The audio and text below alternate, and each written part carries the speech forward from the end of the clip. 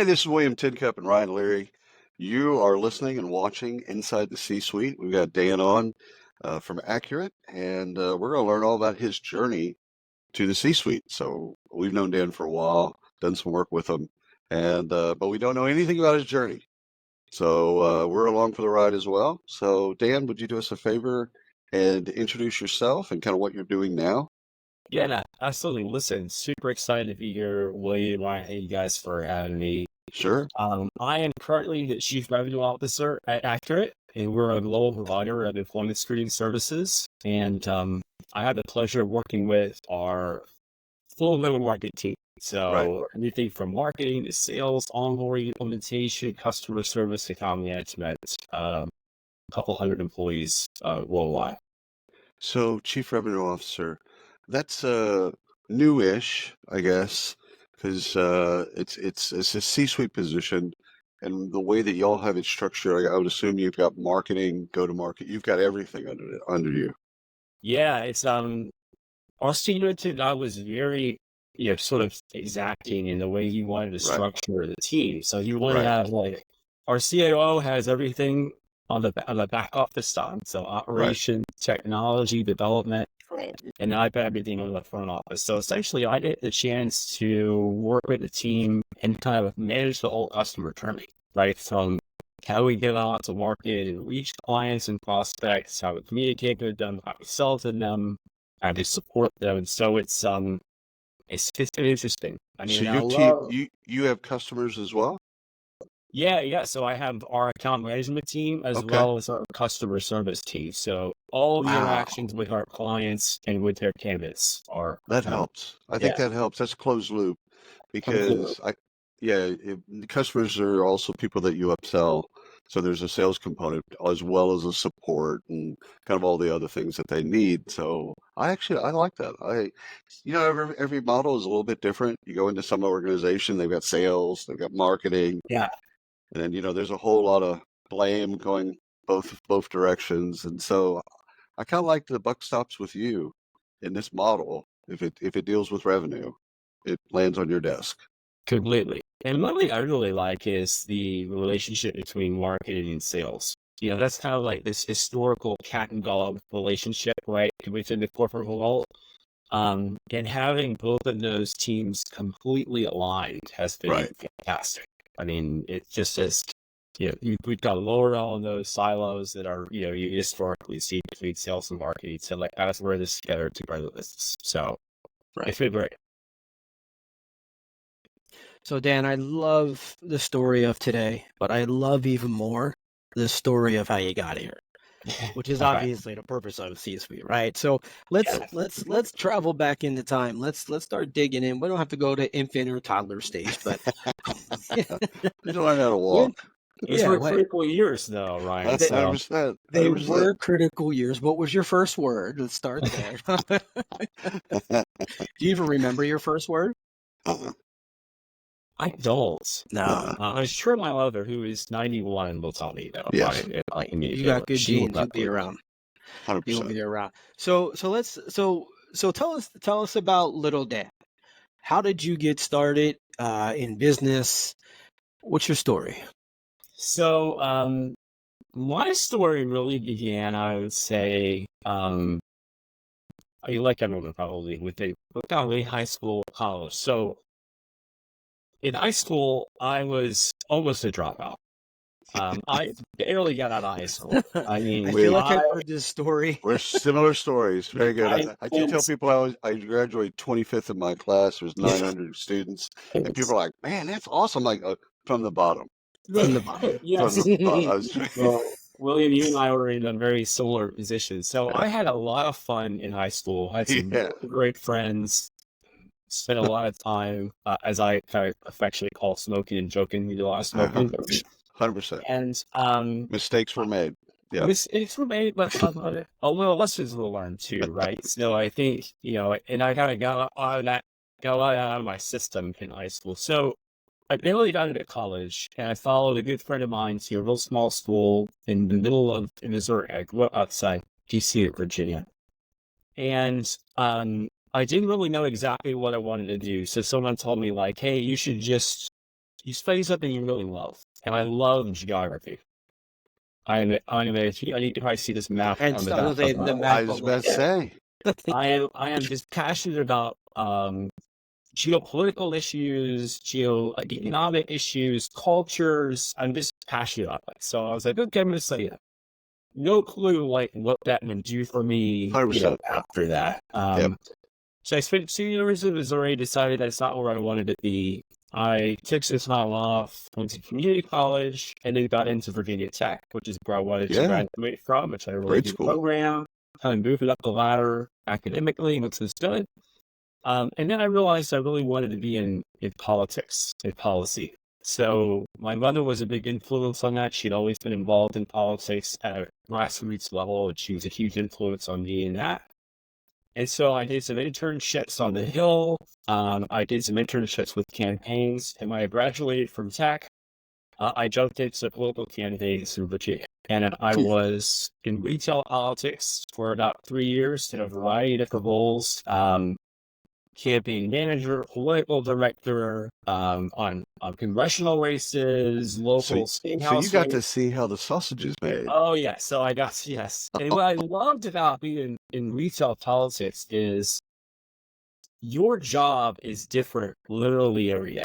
Right. And one day you are talking to the press, you're talking to the Washington Post, you're talking like Peter Baker, but the Washington Yeah. Post. The Wow. next day you are handing out literature at a high school football, right? Like vote for Gary Jones. The next day you're at you're at a $5 fundraiser meeting Newt Gingrich or, Governor so-and-so. And then the next day you're blowing up balloons at events, so you literally have this compressed time, Right. and the campaign is only typically 6 months long. Every day you have like 100 things to do. You wear 100 different hats. And you got a lot of volunteers to manage as well. You have a lot of volunteers to manage. So, You got to raise money. Oh, yeah. Now, when you And- say retail politics, just for, well, for me, actually, and probably some of the audience as well, what does that mean? So that's really campaign campaign. Okay. Yeah. Okay. Yeah. All right. Got it. So you also have to put your marketing sales hat on, right? Oh, yeah. That is a lot of that is about, selling the candidate and selling the vision and all of those things. So I love that. But now 3 years into it, I became, one, we lost a lot. So I was not very fortunate. Like the goal in campaign politics is you win, and then you let present do some great job, right? 100%. Follow, 100%. so-and-so did a great job. I was not fortunate enough to have a lot of those tracks. Did you pick the wrong candidates? A little bit less. With that, did you pick the wrong candidates, or you were just bad at your job? Yes. Honest question. That's an honest question. Yeah. That's a great question. Could you just? I mean, is this a? It just wow. With both, I think. You picked the wrong horse, and yeah. I did some. I mean, honestly, I worked with some amazing people. But what I saw was that this was kind of the rise in the early 90s, the rise of the political consultants. And the political consultant would come in and take the candidate and essentially reposition the candidate the way in which they think that they were going to win. Right. Sometimes that works, sometimes it didn't. So I started to sort of see, as you were saying, Wayne, earlier, like how the sausage was made, that he was a little less idealistic. And 100%. I saw people getting changed, sort of, like, for instance, I worked for this guy in North Carolina. He was running for governor in a gubernatorial primary. He was the former mayor of Charlotte, largest city in North Carolina. He played basketball under Dean Smith. So, I mean, talking about credentials. And when he was 19, he walked down to his local Army recruiting station and volunteered to go to Vietnam. One of Ron's stars. I mean, he had this amazing story. Just a wonderful person. And it was a great example of how, people came in and made him into something that he was not. And he lost. And I think that was kind of like my last, okay, I'm done with this. And that's when I kind of got more passionate about public policy. And I'm like, okay, I get the politics, I get the political side, but I'm really more interested in how do we create good policy, how can I be involved in that? And so I worked as a lobbyist for a while for Aviation Trade Association in DC. Yeah. And then I spent 3 years working for the governor of Virginia as Which governor? on Jim Gore. So it Yeah. was Okay. the mid 90s, Yeah, it was and before Warren. Yeah. yeah, exactly. It was when after Governor Allen and Yeah. before I came with it. Anyway, Back then, it was pretty much Virginia was pretty much Democrat, right? it was an evolving. It was kind of like more of an evolving red state. I would say. I hate to use the red Really? stuff, but it was Yeah, becoming more of a. It was becoming more conservative. Like the blue dog Democrats were starting to lose. The Right. national picture was changing. Yep. It was an amazing experience. I mean, working in the governor's office, working for the secretary. I was working for the Secretary of Transportation. You had five state agencies, $1 billion+ budget. And constantly debriefing her and the governor and working with state legislators. So it was just an amazing job. That's cool. Yeah. And so that was just a great experience of just working at kind of that executive level. And, It when seems you're like there's 24 sales in both of these things, right? So in the politics of obviously the retail politics, say you're selling, Yeah. whether or not we want to call it that or not, but you're sales and marketing, you're actually positioning, you're doing all that stuff, and even in policy, there's an element of sales of getting people on the same page, right? Just like Marketing side building going forward. consensus. we need So you're honing your sales skills way before sales even enters the pictures. Yeah, and no doubt about it. And I think you're right. You're positioning, you're selling ideas. You're out in the marketplace too. Yeah. Talking to constituents about, is this something that they like or they don't like, or and so there's a lot of those elements. There's a lot of communication opportunities for me. I've got speak on behalf of the governor and at events, and I do the ribbon cutting ceremonies on this new bypass and this new bridge, and That's cool. yeah, it was amazing interacting with the press. When you're 24 and you get an opportunity to sit down with the chief executive of a state and debrief them, flying with them into DC or events, or just the exposure was great, right? I mean, it was about really kind of instilling confidence in your ideas and Right. instilling confidence in how you communicate. And I think those were things that were just pivotal for me for all of my next steps. Just to we kind of get the confidence of being in the room. That's such a huge, sort of a huge barrier to overcome. How did you get that confidence? So you're almost a high school dropout. You barely get through college. Right. I mean, I'm talking about the good stuff here, right? Wow. That's the Debbie fun. Downer. I think I had a 2.5. Let's be honest. I think it was a 2.5. So That's probably where I was, right? That's Something the like same. that. Look at us. But I think finished one. I think at least 12. But Oh, I think 100%. there you go. There It's you like go. 6 years of Spanish. I said I don't know any of the words. Google Translate. Yeah.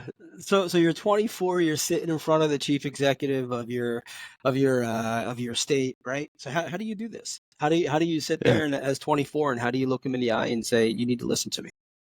Yeah, that's a great question. It's all about, in my mind, it's all about preparation, and it's all about just being prepared and anticipating questions. And honestly, I've worked with some amazing people, obviously a lot of lawyers. There's a lot of people who have been in politics and policy for a long time. And you watch and learn. I'm definitely someone that likes to listen more than speak. And so I spent a lot of time in my first probably 6 months, but on the sideline, just listening, and just sort of watching how he likes to be debriefed. But it really is all about preparation, right? And being, the more prepared you are, obviously, the more confident you are in what you're saying. And it is all about anticipating what the next question is, because he was the Attorney General, so he was an attorney by trade, right? And so we all know, when we were talking to attorneys, they like to talk. One, and they like to question, and they like to poke holes in your line of reasoning. And so you're willing to talking to someone about why you should sign this bill or why you should support this, policy. You need to be prepared for really more of a downside than the upside, right? Because that's kind of where he was going to go in the conversation. So I really honed my skills about being prepared. And all it takes is going into one of those conversations and not being prepared to learn.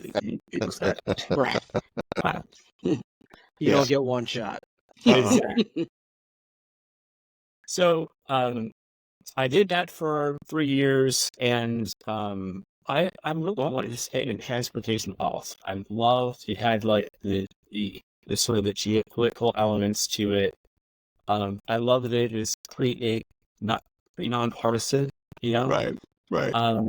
And I was actually in Virginia, and the governor can only serve one term. So he's a very powerful governor, but they can only serve one term.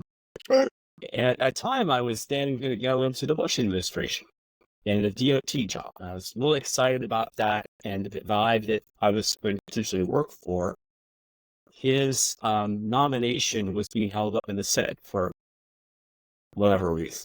And so as his nomination was being held up, at the same time I was out of a job, my wife was pregnant with our first child, and I was starting to get nervous, and she wanted to, stay at home. And so I got this, kind of call from a friend. She was like, hey, there's this company that's looking for someone to build out kind of, this is right post 9/11. Build out a sort of a government marketing arm of this background screen business that's really solid in the transportation space. At the time, they were called DAC services. And the person was Billy Lee, who was the person that I talked to. So I was like, I'll take this job and Yeah. move from back up to DC. And It's temporary. Yeah, exactly. I'll wait on the sidelines until this guy gets, checked his Little phone, did you and then know. I'll jump back into this, great public policy career that I had.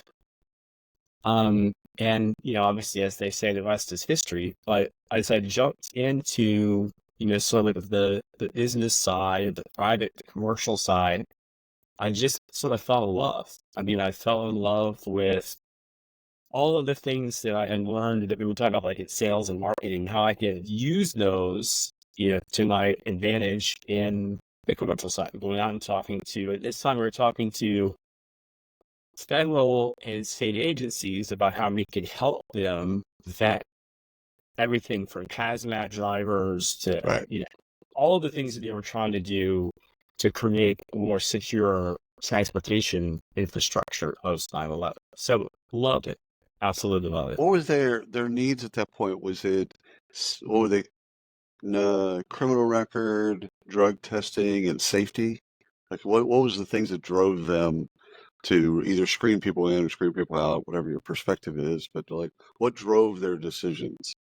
Yeah, it was definitely, they were looking for, obviously, criminal history. Yeah. They were really interested in understanding the background of individuals that were, obviously, not in this area where these people hijack planes and crash them into buildings. So Fair enough. we Probably got a heightened sense at that point. yeah, we got to get a sense of who are these people that are on the road, and especially folks that are traveling with. Back then, did all contractors also, if you contracted with the state, you also had to go through screening?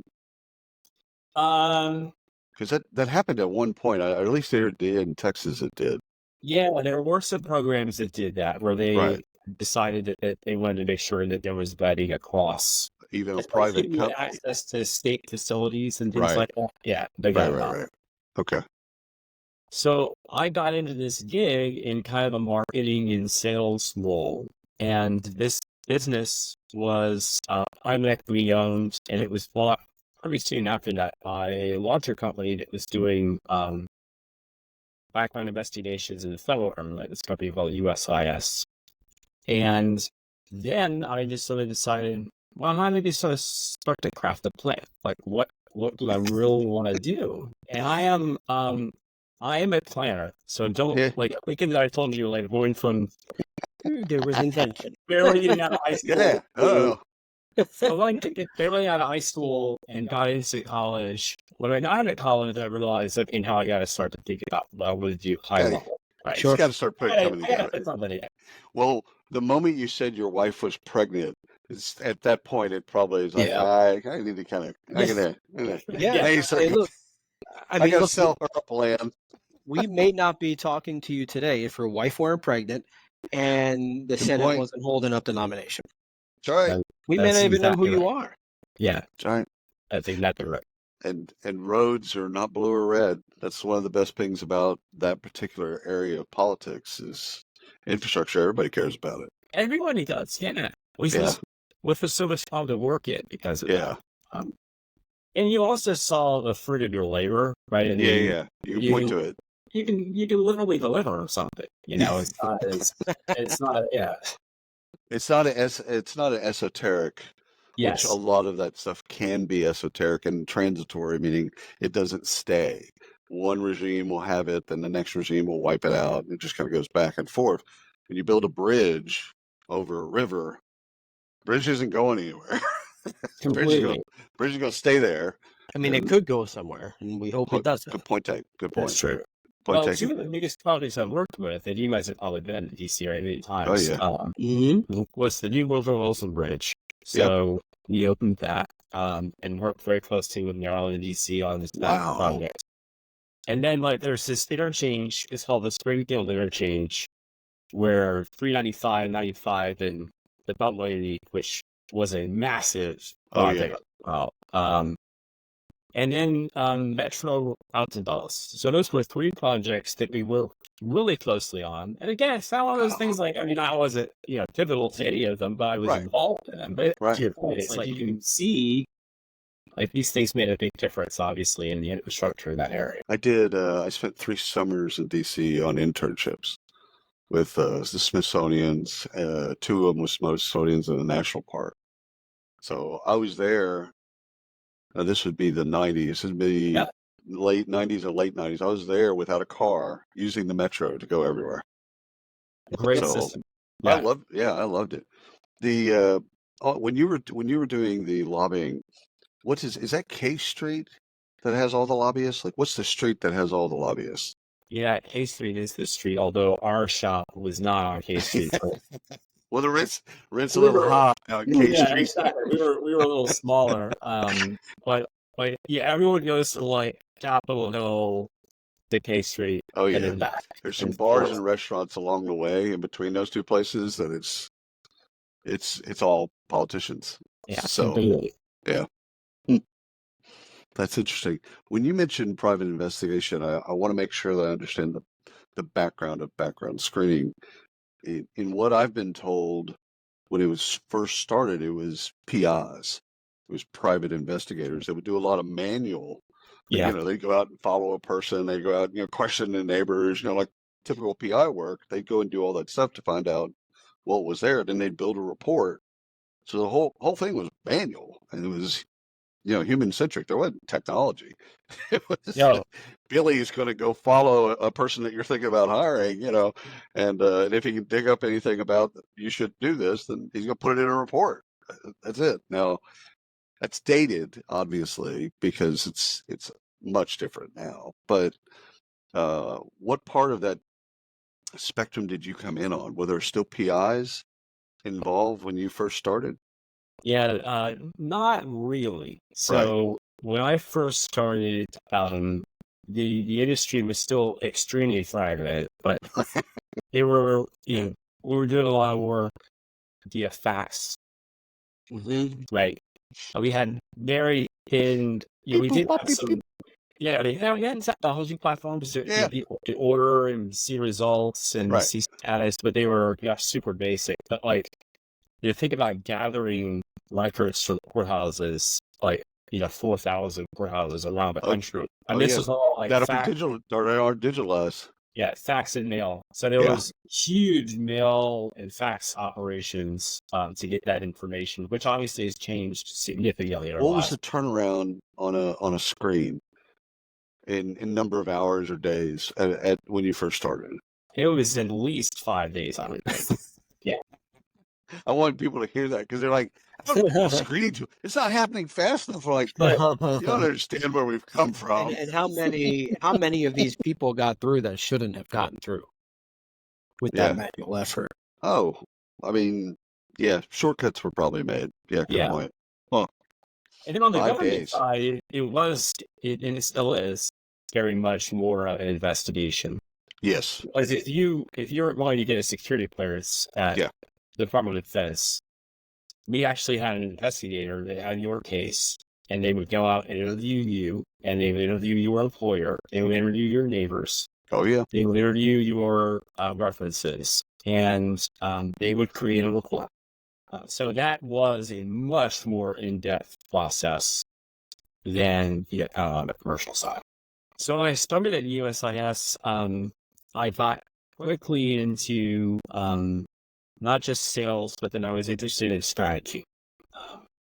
I started to get really fascinated by business strategy. At the same time, I decided, I think I'm going to go back to school and get an MBA. Because I had thought about going back to school to get a law degree, and then some of the people told me, like, do you want to be a lawyer? I was like, no, I don't. And then don't pursue that. And I was looking for something that would kind of amplify my knowledge. 100%. Coming out of this, Mm-hmm. I was in politics and policy, and I wanted to, sort of get this amplification going into business. And Yeah. so I went back to school, got an MBA, and got super interested in a couple things. One was Did strategy. you take 2 years off and went and did a full-time program? Or did you I try did to? a part-time program. Yeah, that's And hard. when I started, I had my second child. Oh, yeah. Thanks. And then when I ended, I had my third. So That is so people don't know how difficult that is to juggle work, family, and the MBA. yeah, Because it's not like they lessen the program. No. That's what most people don't know when they say, "Oh, I'm gonna do my MBA part time." Like, you understand that the full time 2 year program for most students, it's killer. Like completely. it's designed to kill you. The whole bit is a gauntlet. Like they don't make it like halfway for the part time people. They're like, it's the same. Well, It's the same syllabus. At this time too, I got tapped to go out to a lot of places, Tulsa, Oklahoma, on Ah, a weekly basis to run their marketing team. So okay. we had this commercial screening business that was in transition, and I was tapped to do this for 6 months. And so I was getting on a plane every Monday, flying out there, doing homework at a hotel and doing it on a plane. And Oh yeah. as you were saying, like balancing time with your young Mhm. kids, and it was an interesting sort of 2 years. But in that 2 years, Irma and I once had an international focus, and so we did these kind of capstone projects. One was in Turkey, one was in India, where we did consulting work for companies. We did consulting work for Infosys in India, which at that time was Yep. like this small EPO. Yeah. And I got a chance to go overseas and, again, kind of rekindle my love for geography, culture, and people. And I got so interested in like this is a different market, and there's different buyers, and there's different ways to market to them. And I just loved that challenge. And so at that time, I was like, okay, I definitely want to do something overseas at some point. I was just in the back of my head, I got to do that. So I got into a strategy and corporate development role. I went from kind of sales and marketing into strategy and corporate development. And I spent 2 years doing a couple different deals, doing everything from sourcing opportunities to diligence to closing deals. We sold the business to a private equity firm. I was working with bankers, lawyers. It kind of took me back to my campaign days, right? Because when you're doing the deals, you guys know it's the same thing, right? It's this frenetic pace of 100%. activity from the time that you sign that that LOI to the sign that you get it actually closed. The diligence is a really in-depth process, but it's got to be exacting, right? Oh And yeah. Somebody and- has to set the clock because if someone doesn't set the clock, it could take 2 years to get a deal done. yes, So someone, it's different people in different cases, but someone has to say, "Hey, this thing's got to be wrapped up and done by April 1st." Period. And all of a sudden it's, you gotta stare out all the risk in it. oh So yeah, oh yeah. I loved it. I love the pace of that. And now I love the integration piece too, because I really became passionate about just sort of this idea of change management. And so we did that for 3 years, and then it was critical for me at that time. I was like, you know what, I want to be a CEO. Like that's what I want to do. I want to run a business. And so I had some good mentors at the time who said, well, you need to start to get, P&L roles under your belt. And so I started my first foray into P&L experience. I ran a business unit in Chicago. We had about 300 employees, about $70 million in revenue. And we moved the family from DC to Chicago and did that for 2 years and loved it. Loved building the team, loved building the strategy, loved interacting with our clients, loved interacting with our employees, and just really fell in love with this. Like the thing that I thought I was going to really love about it, it was just really bit besides to me in that, right? It doesn't, when you're a P&L or a general manager, you get to see it all. Yep. Like you're not, you don't get kind of pigeonholed into one functional area. And I liked that because I lack patience. That's probably my biggest vice. And so at the same time, I was thinking like, okay, how do I get overseas? And I was talking to the CEO at the time of HireRight. Yep. And he was like, what, we're thinking about buying these businesses overseas, and maybe there's a role here for you. And I pursued that heavily. I said, listen, I want to do this job for you. And so I got the job to be the international, the global GM. And were they public? Were they public at the time? Or no, they were public? They had gone from public to private, and then they were purchased. Right. And when he was talking about the job's going to be based in California, I said, you can't really run a business outside the U.S. This is L.A. Yeah. California. And so I said, what I really want to do is I want to go to London, integrate these businesses, and build out the business outside the U.S. geographically outside the U.S. And he's like, wait, you should do that. Do you? So moved this family, and that took me 4 years. We moved this family from Chicago to central London. Your wife didn't say just go and do this and come home on the weekends? Yeah, no. Like, that was a non-starter. Yeah, that was a non-starter. Yeah. So we lived in central London, in Paddington, on Bayswater Road, in the middle of it all. And we had this extreme time because we had bought 2 businesses, and they were both huge competitors of each other. So the integration challenge was, how do you integrate these businesses? An American being the arbiter of these two things. They hate each other. They could have done it better themselves, quicker themselves, without the American involved. Oh, no. Completely. Fierce competitors. So I was also moved over to London and just fell in love with this idea of how do you build a business outside the U.S. because it was just, everything was new, right? I mean, and you guys know this, we have the same language, but we don't, right? Very different. We've butchered their language, actually. Completely. There's so much different about doing business in the UK and then expanding into Europe and then eventually into Asia. And so we integrated the businesses. I started to build a team there. I was a daily commuter into central London on the tube. We were traveling all over Europe as a family. My kids were going to a little primary school in Marylebone on High Street, and I was just like a sponge, like just absorbing all of these different, opportunities. And like I would kid with my colleagues, I'd be like, "Ken, you're going to a client meeting in Cleveland. I'm going to a client meeting in Geneva." So this sounds like I've gotten better than you. No, enjoy Cleveland. Exactly right. No offense to Cleveland, but none whatsoever. we built out an office in Poland, and so I spent a lot of time in Katowice, Poland, which Yeah, yeah. of, and just loved working with the people in that office. We greenfielded an office in Singapore, so we started from scratch. An office in Hong Kong. I was spending a lot of time, just kind of going all around EMEA and APAC, meeting with clients, meeting with prospects, and just figuring out how we position ourselves, how we know manage these markets. And it was just an amazing time. I mean, and I was the founder in the GM that, and we were growing that business, and we were positioning ourselves really well as a global player.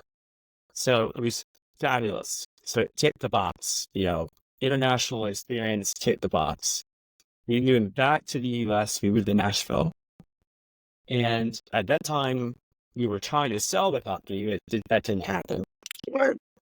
And then we went through this really interesting period of like 3 years where we lost a CEO, our holding company went bankrupt. I spent 6 months on the road convincing clients that it wasn't us going bankrupt, it was just the parent company, and it was just a really interesting time. We were kind of rudderless, I would say. And then I got this opportunity to join a small private equity family office that was trying to build a smaller business in the screen space, and I joined them as CEO. And, last box ticked, right? I finally made it. So, it was, that in itself was an interesting journey because I never really worked for a family office. Right. Different. And that's a very different dynamic than Yes, it working is. in private equity or working obviously in a public company. And I learned a whole lot there. During the 2 years, we did a couple different deals and grew the business from 7 million to 70 million, which was amazing. Dealt with a lot of integration work, change management, scaling the company. But it was a really good experience of learning how to be an executive and managing a board, managing the private equity owner, and kind of really dealing with issues that I had never dealt with before. Even in previous P&L experiences, you didn't have a lot of those same experiences because you kind of had a CEO and you had a board and you were a little bit separated from that. Great experience. I left that in 2019 and I took 6 months off. And at this time, we had moved from Don't tell Nashville. me you had your 5th kid. Like what? No, Plant's closed, right? At this point, we're done. plant is closed. Okay. Because you're in zone coverage 2 and 4. Exactly. Yeah, there's no bueno. My wife did a good job of convincing me for it. So, I was trying to fit me up for it. We went from Nashville to San Diego. So, I took 6 months off. We were living in Coronado, which is nice. Yeah. amazing place. And I took 6 months off and really took a step back. I mean, at that time, I guess this was about 5 years ago. So, I was like in my late 40s. And I kind of just said to myself, like, what do you really want to do? It's kind of like that, sort of midlife inflection point. Mm-hmm. Maybe you call it a crisis. I didn't go out of torture or anything like that. It was just kind of like, what? I think that was what I was like, what really doesn't make you happy? And I think it was a great time for me to just, of introspection, of just thinking like, what are the things that really matter to me after this whole journey of going from politics and policy and corp dev and strategy and sales and marketing and global and CEO and like, what am I really looking for? And I spent a lot of time at Starbucks on Orange Avenue in Coronado, Exactly where it is. And I spent a lot of time surfing in the Pacific Ocean. Yeah. All weird places to kind of find yourself, right? 100%. I spent a lot of time on the sidelines in my kids' football games. I mean, I really just lived life. I just took a step back and said, what is this all about? And I literally started to write down the things that made me happy, and the things that kind of brought me joy, whether it's in the workplace, like the kind of people I like to work with, the environment I like to work in, sort of what does the company look like that I'm interested in. I mean, like, just sketched out like this. Again, I told you guys I'm like a planner, so Yeah. I had to Yeah. Sketching sort out of your sketch next this act. thing out. And I kind of honed in on what I was looking for. And ironically, when I got, I was talking to the guys at Accurate about doing this topic, but we were doing a deal with Career Builder. We're going to buy a Career Builder as a one screen. I came in Right. on that as a consultant, and they said, yeah, I mean, if I just about to kick the tires before you buy, Yeah. because a lot of times when you jump into a job, you don't get to do that. I mean, you go through an interview process. So I spend 30 minutes talking to you, William, and 30 minutes talking to you, Ryan. Like, I have no idea how you Yeah. really, right? Right. I'm on my best behavior. Exactly, yes. And so going through the deal and doing the deal and getting to know the management team, I really felt like, these are the kinds of people I want to work with. This is the kind of culture that I'm aligned with. And this is the kind of challenge that I'm interested in, right? Like, we got to integrate these two businesses. They're about the same size. And then we got to build this go-to-market team from something that is, is fairly opportunistic to something that is repeatable and, measurable. And it's been a great experience. And I still think I'm going to get back into a CEO at some point, because I think that is something that is on my radar. But again, I think now I look at it as I'm chasing a position, Sorry. right? I'm chasing an environment. I'm chasing a culture. I'm chasing an opportunity and what that looks like. And I think for me, that was like the biggest kind of aha moment in my career so far, is stepping away from chasing positions. Because I got really interested in that, like, oh, I gotta eat this, I gotta eat that, to then saying like, but what really does, make you happy? And it's been great. That's a great story. I followed the whole thing, and I wanted to interrupt with a lot of questions, and I just followed along. No, I did too. I did Took me too. on that journey today. Great Yeah, story. we usually ask I a ton of questions. don't need to. No, I think Ryan asked a question yesterday, though, which I thought was great. Oh, the What would little kid. what would your younger self say to your older self? So your 16 or 18-year-old, Dan, say to your, Oh no, your younger, like yeah. 10-year-old Oh, self. What would okay. like your 10-year-old 10-year-old Dan. self tell Dan of today to keep in mind as you're going Yeah. through life? That's a great question. I think, one thing that I think my 10-year-old self would say is, maybe don't constrain your dreams a bit.